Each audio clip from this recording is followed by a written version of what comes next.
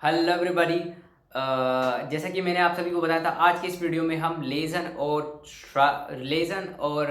श्राइबन जो होता है, रीडिंग और राइटिंग वाला जो एग्ज़ाम होता है जर्मन के अंदर, उसके ऊपर डिस्कशन करेंगे। जैसा कि आपको मैंने लास्ट वीडियो में बताया था, तो मैं आज आपको अपनी स्ट्रेटजी शेयर करूंगा, मैंने क्या क्या किया। तो सबसे पहले बिगिन करते हैं लेज़न एग्ज़ाम।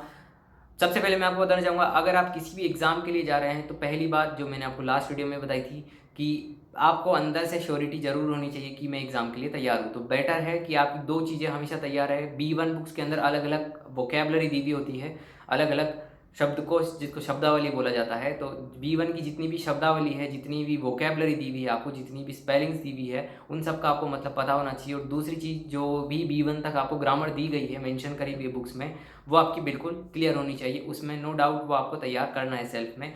भले ही आपको A1 से लेकर अगर B1 तक रिवीजन करना पड़े तो आपको डेफिनेटली वो करना पड़ेगा, उसके अलावा कोई चॉइस नहीं है। क्योंकि मैंने भी वो किया था और रियली वो वास्तविकता में वो बहुत ज़्यादा हेल्पफुल रहता है, मददगार। कई बार ये ऐसी चीज़ें मददगार साबित होती है। तो दो चीज़ें हमेशा तैयार रखिएगा, एक तो वोकेबलरी और दूसरी ग्रामर। अब आगे हम बढ़ते हैं लेज़न एग्ज़ाम की तरफ। अगर आप लेज़न एग्ज़ाम के लिए जा रहे हैं तो एक चीज़ आपको जरूर करनी चाहिए, जो मैंने करी है बहुत। सबसे पहले आपको डेली के बेसिस पे जो भी जर्मन के जो न्यूज़पेपर होते हैं उनको पढ़ना चाहिए। तो आप, अगर आपको पता नहीं है कि कौन सा न्यूज़पेपर रेफ़र करना चाहिए, तो मैं आपको बताना चाहूँगा, प्ले स्टोर के ऊपर अगर आप जाओगे, वहाँ पे आप टाइप कीजिएगा डैश स्पीगल मीन्स मिरर, और डैश स्पीगल जर्मन में होता है। स्पीगल आप टाइप करेंगे तो वहाँ पे एक आपको ऐप मिल जाएगा, उसको डाउनलोड कर लीजिए। डेली बेसिस पे वहाँ पे न्यूज़ आती है, आप उसको पढ़ सकते हैं। और बेस्ट पार्ट क्या है कि जो भी इन्फॉर्मेशन होगी वो शॉर्ट में होगी, तो आपके कम टाइम के अंदर आप इन्फॉर्मेशन आसानी से पढ़ पाओगे। और अगर आपको इंटेंस में पढ़ना है, आपको डीप में स्टडी करनी है, पूरा अखबार पढ़ना है प्रॉपर, जैसे 3-4 जिसमें पैराग्राफ हो, तो उसके लिए एक बेस्ट साइट है deutsch.perfect.com। सो वहाँ पे आप जाओगे तो इसको टाइप कीजिएगा deutsch.perfect.com। सो वहाँ पे आप जाओगे, क्रोम के अंदर आप टाइप करोगे, तब आपको ये न्यूज़पेपर मिलेगा। बेस्ट पार्ट क्या है इस न्यूज़पेपर के अंदर, इसमें जितने भी आर्टिकल्स दिए हुए होंगे आपको, वो लेवल्स के अकॉर्डिंग है। ईजी वाला भी होगा, इंटरमीडिएट भी होगा और हार्ड वन वाला भी होगा। तो आपके ऊपर है कौन सा पढ़ना है। मैं ज़्यादातर जो प्रेफर करता था वो इंटरमीडिएट का करता था, क्योंकि इंटरमीडिएट ही अभी मेरा लेवल है। तो उस अकॉर्डिंग उसमें उसी तरह की ग्रामर होती है, उसी तरह की वोकेबलरी होती है, तो वो आपके लिए मददगार साबित होगी। एक चीज़, जब भी आप अखबार पढ़ने जाते हैं तो पहली फर्स्ट रीडिंग में जब आप उसको पढ़ने जा रहे हैं, पहली रीडिंग करने जा रहे हैं, तो बेटर है कि आप बिना डिक्शनरी के आप उसको पढ़ें, बिना मीनिंग्स को देखे आप उसको पढ़िएगा और समझने की कोशिश कीजिएगा कि उस पैराग्राफ में क्या समझाया गया है। तो कई बार गेस वर्क भी काम करता है, कॉन्टेक्स्ट के हिसाब से भी आप गेस कर सकते हैं कि चीज़ों का मतलब क्या होता है, वर्ब्स का मतलब क्या होता है। तो ये चीज़ मैंने भी करी है, और लगभग मैंने भी, ऐसा नहीं कि कोई पूरे साल पढ़ा है, लेकिन एग्ज़ाम से एक महीना पहले मैंने लगभग स्टार्ट कर दिया था रोज़ डेली बेसिस पे कुछ पढ़ना अखबार के अंदर। तो वो मैं किया करता था, और डेली बेसिस पे जो भी कुछ इंपॉर्टेंट वर्ड्स होते थे उनको लिखना और अपने दोस्तों के साथ शेयर करना, वो चीज़ मैंने करी। और दूसरी चीज़ मैं आपको, और अगर आपने ये कर लिया देन डेफिनेटली आपको मॉड्यूल जो पेपर है, जितने भी मॉडल पेपर है जर्मन के अंदर, तो आप बुक्स को परचेज कर सकते हैं। अलग अलग बुक्स होती है। फॉर एग्जांपल एक बुक होती है B1 सर्टिफिकेट, एक बुक होती है गेट नॉक बेसर। आप उस बुक को खरीद सकते हैं, या ऑनलाइन भी कई जगह पे अवेलेबल है, तो वहाँ पे आप इसको चेकआउट कर सकते हैं, वहाँ से आप इजीली डाउनलोड कर सकते हैं। या बेटर ऑप्शन है कि आप यूट्यूब पे जाइए, यूट्यूब पे जाके सर्च करिए, वहाँ पे सब चीज़ें अवेलेबल है फ्री ऑफ कॉस्ट, तो वहाँ पे भी आप जाके कर सकते हैं। तो मनी का भी कोई इशू नहीं है। और एक चीज़ का ध्यान रखिए कि जब भी आप मॉडल पेपर कर रहे हैं तो ये ध्यान रखिए कि आपकी जो टोटल मार्क्स आ रहे हैं उसका परसेंटेज क्या है। अगर आपके मार्क्स 70 या 80 के बीच में आते हैं, या 90 तक भी आते हैं, तो वो तो बहुत अच्छा ऑप्शन है। अगर आप 70, 80 या 90 तक भी आप कर पा रहे हैं तो डेफिनेटली आप एग्जाम के लिए तैयार है। अगर आप कॉन्स्टेंटली इन मार्क्स को टच कर रहे हैं, 75, 80, 85 समथिंग लाइक दैट, अगर आप कर रहे हैं तो आप एग्जाम के लिए तैयार है। फॉर एग्जाम्पल जब मैंने तैयार किया था तो मेरा लगभग जो रेशो रहता था वो लगभग 75 से 85 के बीच में रहता था। तो लगभग इसका मतलब हो गया 30 में से लगभग 24-25, कई बार कभी 26, इस तरीके से। पूरे पूरे तो कभी नहीं आए, आज तक नहीं आए, बट आप कर सकते हो। तो अगर आप एग्ज़ाम में, अगर आप इन मॉडल पेपर पढ़ने के बाद में अगर आपके 70-80% के आसपास में आ रहे हैं, तो now you are ready for exam. आप एग्ज़ाम आसानी से जाके दे सकते हो, ठीक है। और हमेशा इसी का ध्यान रखिए, जब भी आप गोइथे में एग्ज़ाम में देने जा रहे हैं तो डोंट थिंक कि मतलब सिर्फ जो एग्ज़ाम में आएगा वो आपकी बुक्स में से आएगा, ऐसा नहीं है। कहीं से भी कुछ भी आ सकता है, बट लेकिन वो इस लेवल, मतलब इतना होगा कि आप उसको आसानी से कर लोगे।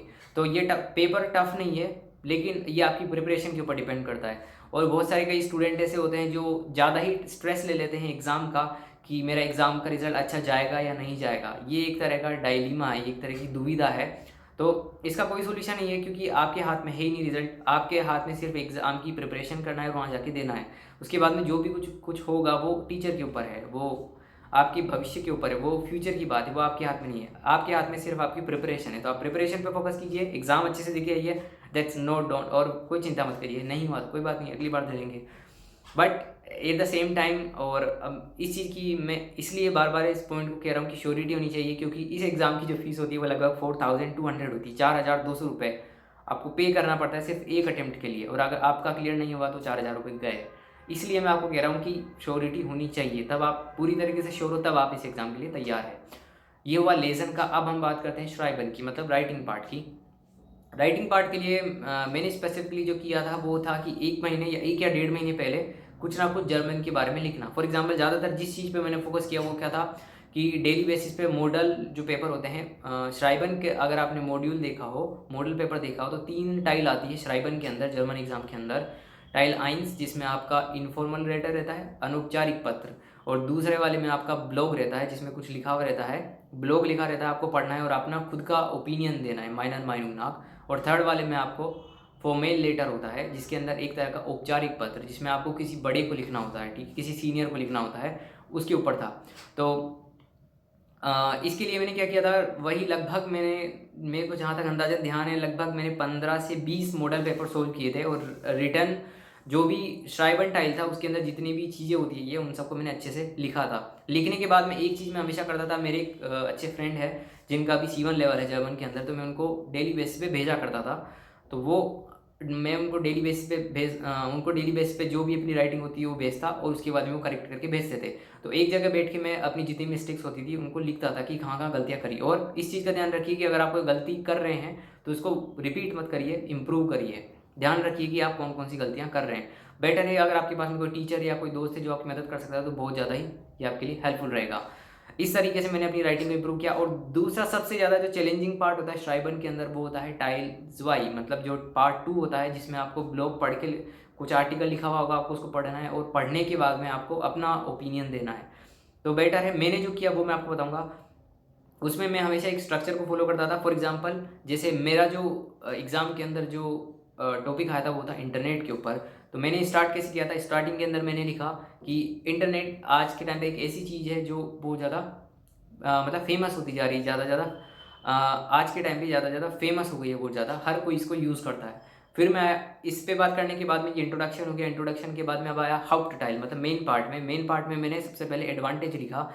फॉर एग्जाम्पल कि अगर आपके पास में इंटरनेट है तो आप अपने दोस्तों से मिल सकते हो, कोई भी इन्फॉर्मेशन अच्छे से गैदर कर सकते हो, और इसके अलावा आप कोई भी स्किल डेवलप कर सकते हो। जैसे फॉर एग्जांपल मैंने बताया कि मैंने पर्सनली जर्मन स्किल को डेवलप किया, इंटरनेट के थ्रू मैंने जर्मन लैंग्वेज सीखी है ऑनलाइन। लगभग मैंने 1 साल तक जो मैंने लैंग्वेज सीखी वो इंटरनेट के थ्रू सीखी, तो ये सबसे बड़ा एडवांटेज हुआ। फिर मैंने बात करी डिसएडवांटेज की, कि आज के टाइम में बहुत सारे लोग इंटरनेट के ऊपर बहुत ज़्यादा टाइम इन्वेस्ट करते हैं, मतलब ऐसे सीखते नहीं है, मतलब बहुत ज़्यादा टाइम कोई स्पॉइल कर देते हैं इंटरनेट के अंदर, जैसे रील्स देखना वगैरह वगैरह।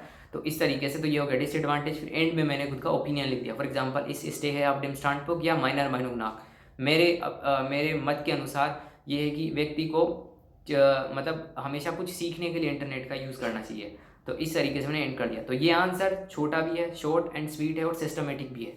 और इसमें आपको डेफिनेटली अगर आप बिना गलती किए अगर आप इजी में भी अगर इस तरीके से भी अगर आप लिख देते हैं बिना किसी गलती को किए तो आप अच्छा स्कोर कर सकते हैं, ये पॉसिबल है।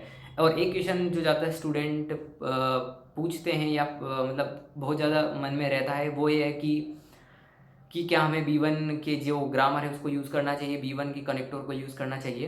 तो मैं कहूँगा कि अगर आपसे हो पा रहा है यूज़ तो करिए, अगर नहीं हो पा रहा तो आप उसको अवॉइड कर सकते हैं, कोई दिक्कत की बात नहीं है। मेन चीज़ है कि जो आप लिख रहे हैं वो दूसरे को समझ में आना चाहिए और किसी भी तरह की गलती मत करिएगा।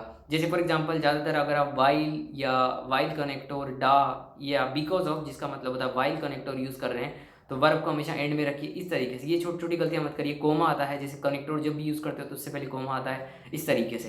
तो इन मिस्टेक्स को मत करिएगा, हमेशा इन चीज़ों को अवॉइड करिएगा। बाकी बिना अगर किसी गलती की आपने अगर लिख दिया है तो आप अच्छा मार्क्स स्कोर कर सकते हो।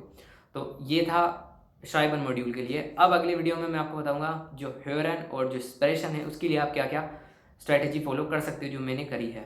और अगर आपके पास में भी कोई स्ट्रैटेजी है जो आप बताना चाहेंगे, जो आप फॉलो करते हैं लेजन और श्राइबन के लिए, so please let me know in the comments. आप कमेंट्स में लिख के बता सकते हैं, ये हम सब के लिए हेल्पफुल रहेगा। और अगर आपका एग्जाम है तो best of luck for your exam. अब हम मिलेंगे नेक्स्ट वीडियो में नेक्स्ट थीम के साथ। Okay, bye, good night and best of luck for exam. Bye, take care and शोनन टाग नॉक एंड स्पार जर्मन।